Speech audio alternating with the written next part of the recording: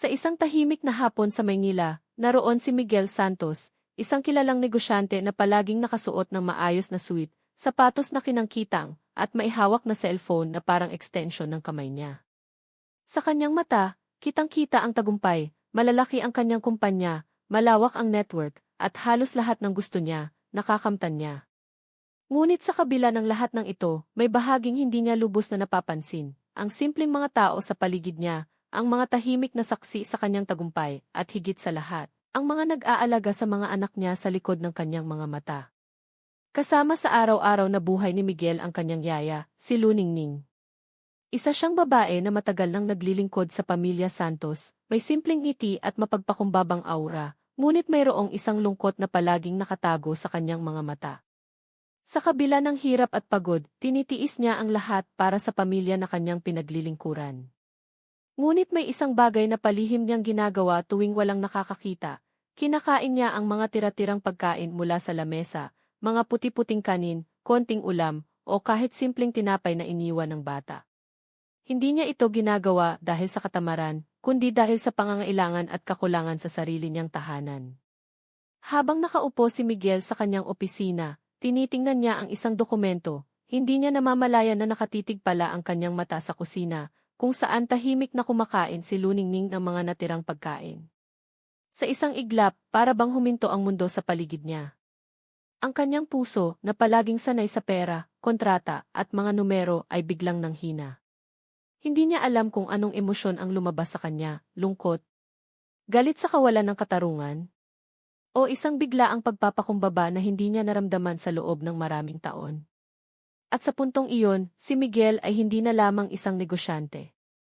Siya ay isang tao na nakatapat sa realidad ng isang simpleng babae, sa hirap na pinipilit niyang itago, at sa katotohanang may mundo sa paligid niya na hindi niya pa rin nakikita. Bago tayo magpatuloy sa kwento at matuklasan kung paano nagbago ang buhay ni Miguel at ni Luningning, gusto kong ipaalala sa inyo, mga kaibigan, na kung nagugustuhan ninyo ang ganitong klase ng kwento, punang damdamin at totoong buhay, pindutin na ang like, share sa mga kaibigan at pamilya, at syempre, mag-subscribe sa channel para hindi ninyo ma-miss ang mga kwento na ganito. Panatilihing bukas ang puso at isipan, dahil ang mga kwento tulad nito ay hindi lamang libangan, ito ay aral at damdamin na tumatagos sa puso ng bawat nakikinig. Ngayon, bumalik tayo sa kusina ng Bahay Santos. Habang nakaupo sa mesa, tahimik na tinitingnan ni Miguel si Luningning.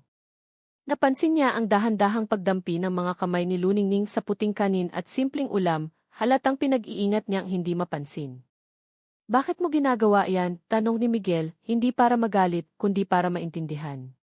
Lumingon si Luningning, halos mapaiwas ang tingin sa kanya. Hindi po, wala lang po, sagot niya, maihalong hiya at takot. Ngunit halata sa kanyang boses ang pangulila at gutom. Luningning, hindi mo kailangang itago sa akin ang hirap mo, mahinang sabi ni Miguel, may halong pagtataka at pagkabigla sa bigat ng damdaming nararamdaman niya. Sabihin mo sa akin. Kung may problema ka, tutulungan kita. Tahimik na tumigil si Luningning.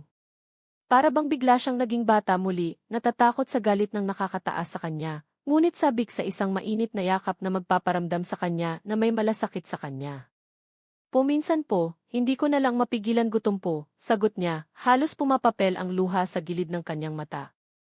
Sa mga sandaling iyon, tumigil si Miguel. Hindi niya alam kung paano niya haharapin ang emosyon na bumalot sa kanya. Ang negosyante na palaging nasa kontrol, sa isang iglap ay nagiging tao na may puso at damdamin. Napagtanto niya na ang pera, yaman, at tagumpay, lahat ay wala sa harap ng tunay na pangangailangan ng isang tao. Ang kwento ni na Miguel at Luningning ay nagsisimula lamang dito.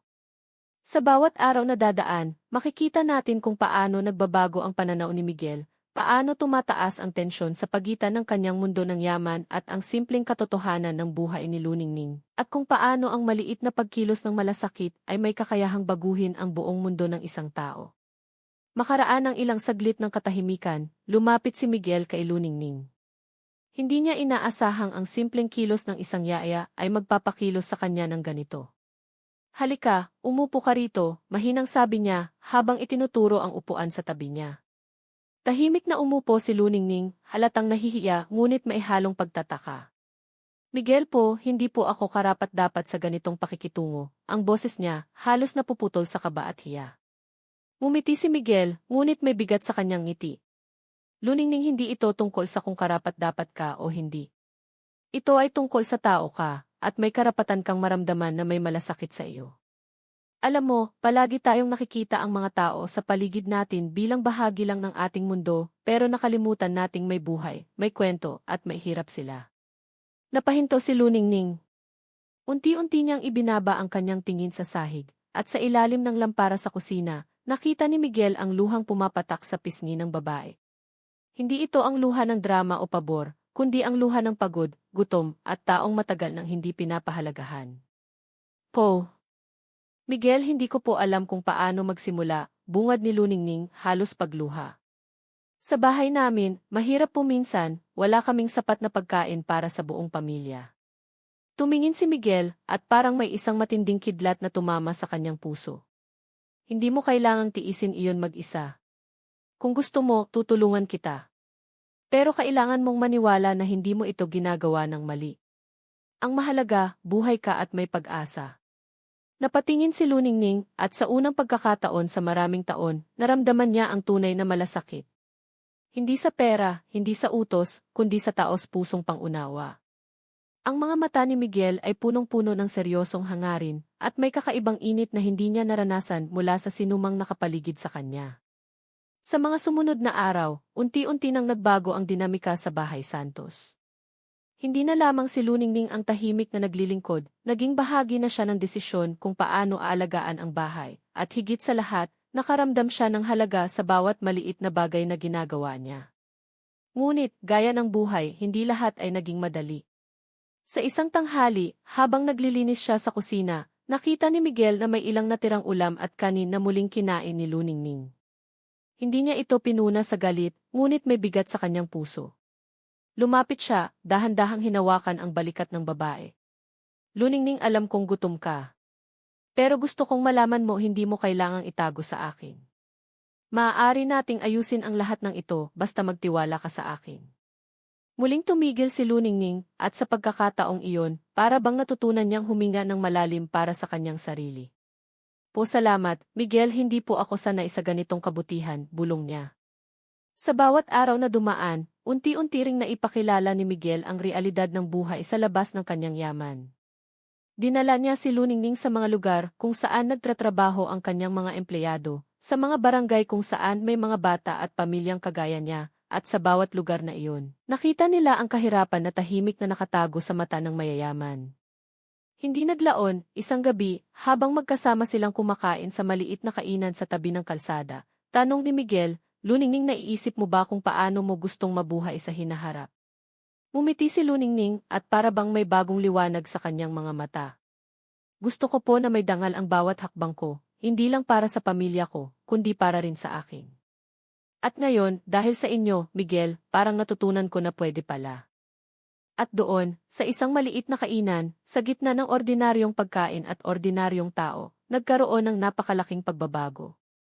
Hindi sa yaman, hindi sa titulo, kundi sa puso. Ang negosyante, Miguel Santos, ay natutong makakita ng katotohanan sa gitna ng simpleng buhay, at ang yaya, Luningning, ay natutong maramdaman ang tunay na pagpapahalaga sa sarili. Ngunit, tulad ng bawat kwento, may mga pagsubok na paparating. Isang araw, isang sulat mula sa opisina ni Miguel ang dumating, naglalaman ng balita na maaaring baguhin ang lahat, isang malaking kontrata, na nangangailangan ng matinding desisyon, at posibleng mawala ang oras na kanyang inilaan para kay Luningning. Magsisimula rito ang susunod na yugto, kung paano haharapin ni Miguel ang kanyang trabaho at ang bagong damdamin para kay Luningning, at kung paano matututo si Luningning na lumaban para sa sarili niya, sa kabila ng takot at kahirapan. Kinabukasan, habang nakaupo si Miguel sa kanyang opisina, hawak niya ang manipis na sobre na naglalaman ng kontrata. Ang mga mata niya ay nakatitig sa dokumento, ngunit ang isip niya ay abala sa iniwang bakas ng nakaraang mga araw, ang maliit na kusina, ang tahimik na luha ni Luningning, at ang paraan ng kanyang mga kamay na dahan-dahang kumakain ng tira-tirang pagkain. Tila yata may dalawang mundo ako ngayon, bulong ni Miguel sa sarili. Isa sa negosyo at isa sa tunay na buhay. Doon, bumalik sa isip niya ang mga pangungusap ni Luningning, punong-puno ng pag-asa at takot. Napagtanto niya na sa dami ng kanyang pinaghirapan, may isang simpleng tao na nagpabago sa kanya ng higit pa sa pera o kontrata. Sa hapunan naman, umupo siya kasama si Luningning. Tahimik ang kapaligiran, tanging tunog lamang ng kutsara at tinidor ang maririnig. Sa dulo ng mesa, dahan-dahan niyang inilatag ang sobre sa harap niya. Luningning, may sulat na dumating sa akin, bungad ni Miguel. Malaki ito at importante sa trabaho ko. Pero hindi ko alam kung paano ko haharapin ito nang hindi iniisip ang mga nangyari sa atin nitong mga nakaraang araw. Tumango si Luningning na may halong kaba at pangamba. Po, Miguel, kung ano man po ang desisyon nyo, alam ko pong naiintindihan ko. Ngunit sa mata ni Miguel, alam niya na hindi iyon sapat. Kailangan niya ng lakas at tamang pananaw para hindi mawala ang binuo nilang koneksyon. Luningning, gusto kong malaman mo sa lahat ng nangyari, isa ka sa pinakamahalagang dahilan kung bakit ako nagbago. Hindi lang sa puso ko, kundi sa paraan ng pagtingin ko sa mundo. Hindi ko nais mawala iyon kahit gaano pa kalaki ang kontrata na ito. Halos mapaiyak si Luningning. Po, hindi ko po alam kung ano ang sasabihin. Salamat po, Miguel. Salamat sa pagkakataon. Ngunit hindi natapos ang tensyon. Sa loob ng linggo, maraming pagkakataon na kailangan ni Miguel pumunta sa ibang lungsod, makipag-meeting sa mga kliyente, at unti-unting napalayo sa bahay. Sa panahong iyon, naramdaman ni Luningning ang kawalan ng presensya ni Miguel, ang parehong tao na dati ay malakas at tahimik, ngayon ay naging bahagi ng kanyang mundo, at ang pagkawala nito ay parang isang puwang na hindi matakpan. Isang gabi, habang tahimik siyang naglilinis ng mga plato, naalala niya ang isang pangyayari noong bata pa siya. Ang gutom, ang kakulangan, at ang pakiramdam na walang makikinig. At sa pagkakataong iyon, napaisip siya, hindi ko na gusto ulitin ang buhay na iyon. Pero paano kung mawala rin ang taong tumutulong sa akin ngayon? Kinabukasan, nagpasya si Miguel na gumawa ng pagbabago. Hindi na siya basta negosyante na nakatingin lamang sa kita at kontrata. Tumawag siya sa kumpanya, pinilit ayusin ang schedule at gumawa ng paraan para balansihin ang trabaho at ang mga taong mahalaga sa kanya. At sa isang hapon, habang nagkakape silang magkasama, hawak ni Miguel ang kamay ni Luningning. Luningning, alam kong mahirap at alam kong marami tayong haharapin. Pero gusto kong malaman mo, sa bawat hakbang ko, kasama ka. Hindi lang bilang yaya kundi bilang taong nagbukas sa akin ng mata sa tunay na kahulugan ng buhay. Napaluha si Luningning, hindi sa lungkot, kundi sa labis na pasasalamat. Po, Miguel, hindi ko po inakala na may isang tao na ganito kabukas ang puso para sa akin. Mula noon, nagsimula ang totoong pagbabago. Ang simpleng yaya na kumakain ang tira-tirang pagkain ay natutong humingi at tumanggap ng tulong. Ang negosyante na palaging nakatuon sa yaman at tagumpay ay natutong makinig, magmahal at magpakumbaba. Ngunit alam nilang hindi pa tapos ang kwento. Sa bawat desisyon, sa bawat hakbang sa negosyo, at sa bawat araw na magkakasama sila sa bahay, patuloy na susubukin ang kanilang tibay. Ngunit may isang bagay na malinaw, sa puso ni Miguel at Luningning, may simula ng isang bagong kwento, kwento ng malasakit, pagbabago at pag-asa. Makaraan ng ilang linggo, unti-unti nang nagbago si Miguel. Hindi na lamang siya nakatingin sa negosyo at numero, nakikita na niya ang halaga ng bawat tao sa paligid niya. Sa bawat hakbang niya sa opisina, tinitingnan niya ang kanyang mga empleyado, hindi bilang makina ng kita, kundi bilang mga taong may kwento, may pangarap at may damdamin. Isang araw, habang nasa boardroom, may dumating na ulat tungkol sa isang proyekto na matagal nang tinututukan ng kumpanya. Ang mga executive ay abala sa detalye ng numero, kita at target. Ngunit sa halip na sumali sa mainit na diskusyon, tumingin si Miguel sa labas ng bintana.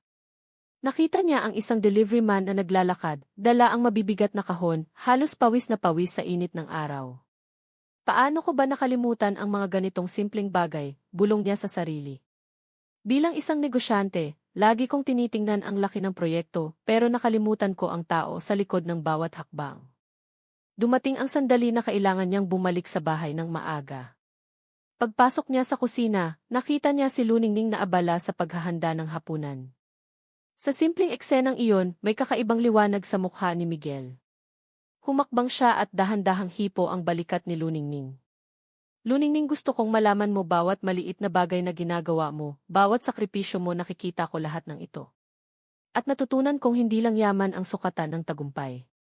Sukat ng tagumpay ay ang pagmamalasakit sa iba, wika ni Miguel, may kakaibang emosyon sa boses. Napangiti si Luningning, may halong tuwa at lungkot sa mata. Po. Miguel, hindi ko po inakala na may ganitong klase ng tao sa mundong ito na tunay na nagmamalasakit. Ngunit hindi lahat ay madali. Isang gabi, dumating ang balita na may malaking problema ang isa sa mga proyekto ng kumpanya ni Miguel. Ang mga kontrata, kita, at reputasyon ay nakataya. Halos makalimutan ni Miguel ang sarili niyang pagkain at pahinga, ngunit naalala niya si Luningning at ang simpleng aral na natutunan niya, ang buhay ay hindi lamang tungkol sa pera at tagumpay, kundi sa tao sa paligid mo. Tinawag niya ang kanyang executive team at matapang na sinabi, ang proyekto ay mahalaga, pero mas mahalaga sa akin ang integridad at ang buhay ng bawat empleyado. Hindi natin hahayaang masakripisyo ang tao para lang sa kita. Ang mga tao sa boardroom ay nagulat. Hindi ito ang karaniwang Miguel Santos na kilala nila, ang negosyante na laging nakatuon sa numero. Ngayon, may puso na siya, may malasakit, at may tapang na ipaglaban ang tama. Pagbalik niya sa bahay, nakita niya si Luningning na naghahanda ng hapunan, ngunit may bago ng sigla sa mukha. Miguel, napansin ko po ang pagbabago sa inyo, mas malakas po ang ngiti niyo ngayon, sabi ni Luningning, halatang humahanga. Umiti si Miguel at umupo sa tabi niya. Luningning, hindi lang ito sa negosyo. Bagong buhay ito para sa akin. Natutunan kong mahalaga ang bawat tao, bawat simpleng sakripisyo, at higit sa lahat, ang pagmamalasakit sa iba. At sa lahat ng ito, ikaw ang nagsimula ng pagbabago sa akin. Tahimik silang nagkatinginan. Sa simpleng hapunan na iyon, hindi na lamang yaman at titulo ang bumabalot sa kanila, kundi ang koneksyon na higit pa sa anumang pera sa mundo. Ang negosyante na minsang nakatingin lamang sa sarili at sa kanyang tagumpay ay naging tao na may puso, may malasakit. At handang baguhin ang mundo, maliit man o malaki, sa pamamagitan ng simpleng kabutihan. At si Luningning, ang babaeng tahimik na kumakain ng tira-tirang pagkain, ay natutong tanggapin ang tulong, tanggapin ang sarili, at maramdaman ang tunay na halaga ng kanyang buhay. Sa bawat ngiti at bawat araw, nagpatuloy ang kanilang kwento, kwento ng pagbabago, malasakit at pag-asa. Ngunit alam nilang hindi pa rin natatapos ang lahat. Marami pang pagsubok na darating, marami pang desisyon na kailangang gawin, at marami pang puso na haharapin. Ngunit isang bagay ang malinaw, sa puso ni Miguel at Luningning, may simula ng isang bagong mundo, isang bagong pananaw, at isang bagong kwento, isang kwento na hindi lang tungkol sa yaman, kundi sa tao, damdamin, at tunay na pagbabago. Ilang buwan ang lumipas, at tila maayos na ang buhay ni Miguel at Luningning. Ngunit gaya ng buhay, hindi mawawala ang unos. Isang umaga, dumating ang balita sa opisina ni Miguel, isang malaking proyekto sa labas ng bansa ang biglang nakompromiso dahil sa maling desisyon ng isa sa kanyang partner. Ang kumpanya ay posibleng mawala ng milyon-milyong kita, at maraming empleyado ang nanganganib mawala ng trabaho. Sa simula, ramdam ni Miguel ang takot at pag-aalala. Ang dating kalmadong negosyante ay biglang napuno ng tensyon at kaba. Ngunit bago siya tuluyang malunod sa problema, naalala niya ang mga araw na kasama si Luningning, ang mga aral ng simpleng buhay, ang kahalagahan ng malasakit sa tao, at ang lakas ng isang pusong nagmamalasakit. Hindi ko pwedeng hayaang mapuno ng takot at pera ang puso ko, bulong niya sa sarili. Kailangan kong gawin ito ng tama para sa tao, hindi para sa numero. Pag-uwi niya sa bahay, nakita niya si Luningning na naghahanda ng pagkain. Tahimik siya, ngunit ramdam niya ang bigat ng kanyang iniisip. Lumapit siya at hinawakan ang kamay ng yaya. Luningning, may problema tayo sa kumpanya, wika niya, may halong kaba at pag-aalala. Tumingin si Luningning sa kanya, ang mata ay puno ng pangunawa at kababalaghan. Po. Miguel, alam ko pong malaki ang problemang ito. Pero tandaan po ninyo, hindi kayo nag-iisa. Hindi lang po para sa kumpanya, para po sa tao, at para po sa inyo, kailangan ninyong manatiling matatag. Tahimik si Miguel, at para sa unang pagkakataon, naramdaman niya ang tunay na suporta mula sa isang tao, na hindi hinuhusgahan ang kanyang yaman o posisyon. Dito nagsimula ang kanyang matinding pagbabago, hindi na lamang siya ang lider ng kumpanya, kundi lider ng puso at damdamin ng bawat taong nakapaligid sa kanya. Sa mga sumunod na linggo, nagtrabaho siya ng husto, hindi para sa kita, kundi para sa tamang desisyon at para maprotektahan ang empleyado.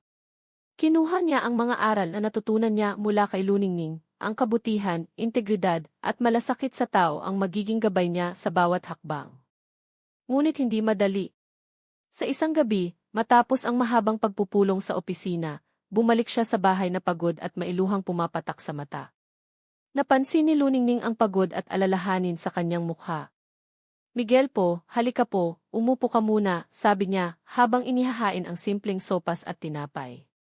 Umupo si Miguel, at sa bawat sandali, napagtanto niya ang kanyang sariling pagbabago. Hindi na siya yung negosyanteng palaging nakatuon sa pera. Luningning, sa totoo lang, hindi ko inakala na magiging ganito ako, wika niya, habang humihinga ng malalim. Dati, numero at kita lang ang tinitingnan ko. Ngayon tao na ang pinakamahalaga. Napangiti si Luningning at para sa unang pagkakataon, ramdam ni Miguel ang kapayapaan sa gitna ng unos. Po.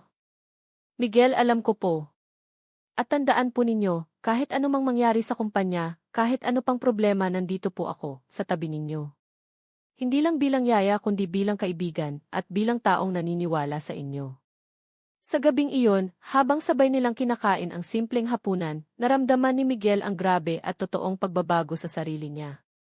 Ang dating taong nakatuon lamang sa tagumpay at pera ay natutong magmalasakit, magpatawad, at mas makita ang halaga ng bawat tao sa paligid niya.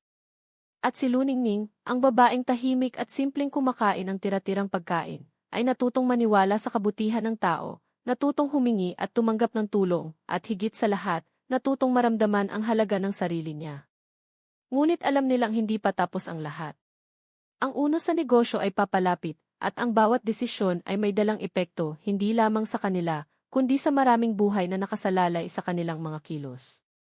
Dito magsisimula ang susunod na yugto ng kwento, kung paano haharapin ni Miguel ang matinding pagsubok sa trabaho, at kung paano lalaban si Luningning upang panindigan ang kanyang bagong tapang at pagkatao. Isang gabi, ilang araw bago ang pinakamalaking desisyon sa kumpanya, nag-iisa si Miguel sa kanyang opisina. Nakaharap sa bintana, tanaw ang mga ilaw ng lungsod, ngunit sa loob niya, nakatitik ang lungkot at bigat ng responsibilidad. Ang kontrata sa labas ng bansa ay nangangailangan ng malaking desisyon, at alam niyang anumang mali ay maaaring magdulot ng pagkawala ng trabaho para sa daan-daang tao. Dito niya muling naalala si Luningning. Hindi lamang bilang yaya, kundi bilang taong nagbukas ng kanyang mata sa tunay na kahulugan ng buhay. Kung siya nga nakatagal sa hirap, paano ko pa kaya haharapin ang hamon na ito nang may malasakit sa tao? Tanong niya sa sarili. Lumapit si Luningning, dala ang tasa ng mainit na tsaa. Tahimik niyang inilapit sa mesa at inabot kay Miguel. Po. Miguel, alam ko pong mabigat ang problema ninyo. Pero tandaan po ninyo, hindi po kayo nag-iisa. At sa lahat po ng nangyari, nakita ko po ang pagbabago sa inyo. Kaya alam ko pong kaya ninyo itong harapin ng tama. Napatingin si Miguel sa kanya. Sa mata ni Luningning, nakita niya ang tapang, pag-asa, at tiwala.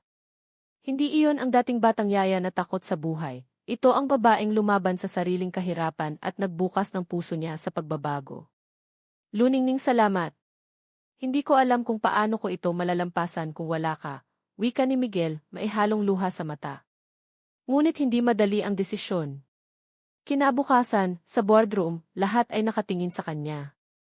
Ang mga executives ay abala sa numero, kontrata, at kita. Ngunit sa puso ni Miguel, may ibang pamantayan na dapat sundin, ang tao sa likod ng bawat hakbang. Ang proyekto ay mahalaga, wika niya sa mahigpit ngunit malinaw na boses, ngunit hindi natin pwedeng isakripisyo ang integridad at buhay ng ating mga tao. Higit sa kita, mas mahalaga ang tama at makataong desisyon. Nagulat ang boardroom. Walang makapaniwala sa kanyang sinabi, ngunit ramdam nila ang tindi ng paninindigan ni Miguel, paninindigan na hindi lamang sa pera, kundi sa puso. Pagkatapos ng pagpupulong, lumapit siya sa bahay, at nakita si Luningning na naghihintay. Miguel po, tapos na po ba? Tanong niya, may halong kaba at pag-asa. Umiti si Miguel at umupo sa tabi niya. At sa wakas, natutunan ko na tunay na tagumpay ay hindi nasusukat sa yaman o titulo, kundi sa kung paano mo pinapahalagahan ang bawat tao sa paligid mo. At ikaw, Luningning, ikaw ang dahilan kung bakit nagbago ako. Napaluha si Luningning. Po. Miguel, hindi ko po inakala na isang yaya tulad ko ay makakaapekto sa puso at buhay ng isang negosyante. Humawak si Miguel sa kamay niya. Hindi mo lang ako binago mo ang buong pananaw ko sa mundo. At sa bawat desisyon ko ngayon, kasama ka sa puso ko. Mula noon, unti-unting nagbago ang buhay nila. Ang kumpanya ni Miguel ay nagpatuloy, ngunit sa bagong pamantayan, ang malasakit sa empleyado, integridad sa negosyo, at puso sa bawat desisyon. Si Luningning naman, natutong tanggapin ang tulong, lumaban sa sarili niyang takot, at mas pinahalagahan ang sarili. Ang dating negosyante na palaging nakatuon sa pera ay natutong magmahal, magpatawad at maging tao. Ang dating simpleng yaya na tahimik at kumakain ng tira-tirang pagkain ay naging simbolo ng tapang, malasakit at inspirasyon. Sa huling eksena, sabay silang naglalakad sa gilid ng lawa sa kanilang bahay. Tahimik ang gabi, puno ng bituin at ramdam ang kapayapaan. Humawak silang dalawa ng mahigpit, hindi dahil sa kailangan, kundi dahil sa tunay na malasakit at pagmamahal na unti-unting nabuo sa pagitan nila. Luningning salamat sa lahat, wika ni Miguel, tinitingnan ang kanyang kaibigan at gabay. Po. Miguel, salamat din po sa pagtuturo sa akin na may pag-asa at kabutihan sa mundo, sagot niya, may luha ng tuwa sa mata. Sa puntong iyon, malinaw na ang pagbabago ni Miguel ay hindi lamang panlabas, kundi sa puso at pananaw niya sa buhay. At ang yaya, Luningning, ay natutong maramdaman ang tunay na halaga ng sarili at ng bawat simpleng kilos ng kabutihan. Ang kwento nila ay hindi lamang tungkol sa yaman at kahirapan, kundi tungkol sa tao, puso, at pagbabago, isang kwento na magtatagal sa alaala ng sinumang nakikinig, na nagpapaalala na sa bawat maliit na kilos ng kabutihan, maaaring magbago ang isang buhay at minsan, ang buong mundo ng isang tao. Makaraan ang ilang buwan mula sa matinding pagsubok sa kumpanya, unti-unting bumalik sa normal ang ritmo ng buhay ni Miguel Santos. Ngunit ang kinormal na ito ay iba na sa dati. Ang dating negosyante na nakatuon lamang sa numero, kita, at kontrata ay naging mas maingat, mas mapagmalasakit, at higit sa lahat, mas taos-pusong nagmamalasakit sa bawat tao sa paligid niya. Isang araw, habang naglalakad siya sa opisina, napansin niya ang isang grupo ng empleyado na nag-uusap tungkol sa kanilang mga problema. Dati, marahil ay hindi niya ito pakikinggan, o baka ituring na maliit na abala lamang. Ngunit ngayon, tumigil siya, nakinig, at nagtanong ng maayos, may kababaang loob at malasakit. Ano ang problema ninyo? Paano natin ito malulutas nang hindi nasasakripisyo ang sinuman? Napangiti ang mga empleyado. Hindi nila akalain na sa lahat ng pinuno, may isang negosyante na handang pakinggan ang kanilang tinig, hindi para sa numero o ulat, kundi para sa kanilang kalagayan. Samantala, sa bahay, unti-unti ring nagbago ang relasyon nila ni Luningning. Hindi na lamang siya yaya, kundi kaibigan, tagapayo at inspirasyon ni Miguel. Sa bawat hapunan, sa bawat simpleng usapan, ramdam nila ang malalim na koneksyon, hindi dahil sa trabaho, kundi dahil sa puso at pagkatao. Isang hapon, nagdesisyon si Miguel na dalhin si Luningning sa isang simpleng picnic sa parke. Dala ang baon nilang tinapay, prutas, at simpleng kape, naglakad sila sa damuhan, nag-uusap at nagtatawanan. Alam mo Luningning, wika ni Miguel habang pinagmamasdan ang mga bata na naglalaro, dati, ang mundo ko ay puro trabaho, pera at tagumpay. Ngayon, nakikita ko na may mas mahalaga pa, ang tao sa paligid ko, at ang mga simpleng sandali na nagbibigay isa-isa sa buhay. Napangiti si Luningning. Po. Miguel, hindi ko po inakala na isang negosyante tulad ninyo ay makakaramdam ng ganito. Salamat po sa pagbabahagi ng puso ninyo sa akin. Sa mga sumunod na linggo, naging inspirasyon sila sa paligid. Sa kumpanya, ipinakita ni Miguel ang bagong pamantayan ng pamumuno, malasakit sa empleyado, integridad sa negosyo, at pagpapahalaga sa tao bago ang kita. Sa bahay, si Luningning ay natutong humingi at tumanggap ng tulong, natutong maniwala sa kabutihan, at natutong pahalagahan ang sarili. Ngunit, gaya ng buhay, may mga hamon pa rin. Isang araw, dumating ang balita na may isang bagong proyekto sa ibang bansa. Ang desisyon ay kritikal at maaaring makaapekto sa reputasyon ng kumpanya. Dati, si Miguel ay agad na magpapadala sa stress at kabalisahan. Ngunit ngayon, bago siya gumawa ng hakbang, umupo siya sa tabi ni Luningning. Luningning po, kailangan ko po ang opinyon ninyo, sabi niya, hawak ang kamay ng babae. Napangiti si Luningning at dahan-dahang sinabi po. Miguel, sa tingin ko, ang pinakamahalaga po ay ang mga tao sa paligid ninyo. Kahit gaano kalaki ang proyekto, hindi dapat nakasakripisyo ang tao. Alam ko pong kayang-kaya ninyong gawin ang tama, dahil nakita ko po ang pagbabago sa puso ninyo. Napaluha si Miguel, hindi sa lungkot, kundi sa tuwa at pagpapahalaga. Salamat, Luningning, dahil sa iyo, natutunan kong ang tunay na tagumpay ay hindi nasusukat sa pera, kontrata, o titulo. Nasusukat ito sa kung paano mo pinapahalagahan ang bawat tao at bawat buhay na nasa paligid mo. Sa gabing iyon, nagpasya si Miguel na ipatupad ang proyekto sa paraang makakabuti sa lahat. Hindi lamang para sa kumpanya, kundi para sa tao. Hindi naging madali, ngunit dahil sa aral na natutunan niya kay Luningning, nagawa niyang harapin ang lahat ng hamon ng may malasakit at integridad. Makalipas ang ilang taon, ang pagbabago ni Miguel ay hindi lamang pansamantala. Sa kumpanya, naging modelo siya ng tunay na pamumuno. Maraming empleyado ang nagsimulang tularan ang kanyang malasakit at respeto sa bawat isa. Ang kumpanya ay lumago, hindi lamang sa kita, kundi sa kalidad ng buhay ng bawat taong nakatali dito. Samantala, si Luningning, ang babaeng dati ay tahimik at kumakain ng tira-tirang pagkain, ay naging simbolo ng tapang, pagkatao, at inspirasyon. Nakita niya ang halaga ng sarili niya, natutunan niyang humingi at tumanggap ng tulong, at higit sa lahat, natutong magmahal at magtiwala sa tao. Isang hapon, habang naglalakad sila sa tabing dagat, tumigil si Miguel at tumingin kay Luningning. Luningning po, kung hindi dahil sa iyo, hindi ko mararamdaman ang grabe at totoong pagbabago sa sarili ko. Hindi lamang sa negosyo, kundi sa puso ko, sa buhay ko, at sa pananaw ko sa mundo. Napangiti si Luningning at humawak sa kamay niya. Po. Miguel, salamat din po. Dahil sa inyo, natutunan ko rin kung paano pahalagahan ang sarili, kung paano lumaban sa hirap, at kung paano maramdaman ang tunay na kabutihan sa mundo. Tahimik silang naglakad sa tabing dagat. Ang hangin ay malamig, ngunit ang puso nila ay mainit at puno ng kapayapaan. Sa bawat hakbang, ramdam nila ang koneksyon na nabuo sa gitna ng hirap, sakripisyo, at pagmamalasakit, isang koneksyon na higit pa sa yaman, higit pa sa titulo, at higit pa sa kahit anong materyal na bagay. At sa puntong iyon, malinaw na ang kwento nila ay isang kwento ng pagbabago, malasakit at pag-asa. Ang negosyante na dati ay nakatuon lamang sa sarili at sa pera ay natutong magmahal at magpahalaga sa tao. Ang yaya na dati ay tahimik at nagugutom sa tira-tirang pagkain ay natutong tanggapin ang tulong, lumaban para sa sarili, at maramdaman ang halaga ng kanyang buhay. Sa pagtatapos ng kwento, alam nating ang pinakamahalagang aral ay simple, ngunit malakas. Sa bawat maliit na kilos ng kabutihan, sa bawat simpleng malasakit, maaaring magbago ang isang buhay at minsan, ang buong mundo ng isang tao. Ang pagbabago ay hindi lamang pansamantala. Ito ay nagmumula sa puso, sa malasakit sa kapwa, at sa tapang na harapin ang hirap at sakripisyo. Si Miguel at Luningning ay patunay na kahit sa gitna ng yaman at kahirapan, sa gitna ng tagumpay at pagsubok, may puwang para sa tunay na pagbabago at pagmamahal. At sa huling eksena, magkasamang nakaupo sa balkonahe ng Bahay Santos, pinagmamasdan ang paglubog ng araw. Tahimik, puno ng katahimikan at kapayapaan.